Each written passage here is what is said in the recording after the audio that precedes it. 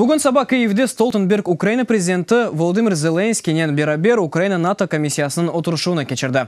Отырышының нәтижелеріне көре Столтенберг иттифақ кибернетик телекесізлікіні құветлештірмек ве арбилер реабилитациясы үшін Украинаға 40 миллион евро айрачағына білдірді.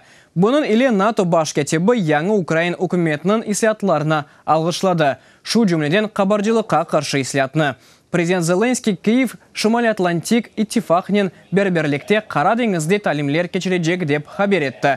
Бұл мелес тәлікелерге қаршылық программасы черчевесінде олacak. Devlet başı Ukrayna NATO bütün şartlarına yerine getirgenini ve tezden ittifak azası olmak için sık-sık işbirlik etmege hazır olğanını kaydetti.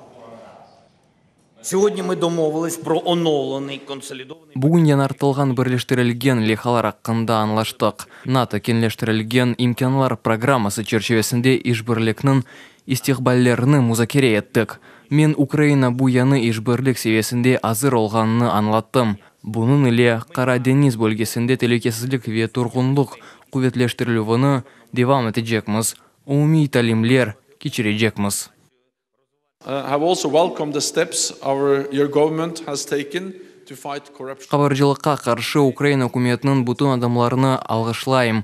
Ені парламент ғайет тез çalışа. Сіздің бұяснасын девам етмеге давет етеміз. НАТО Украинада ұқуқны артырмақ үшін теселер бережек ве ярдым көстережек. Тамам бұның сайысында Украина NATOға яқынлашacak.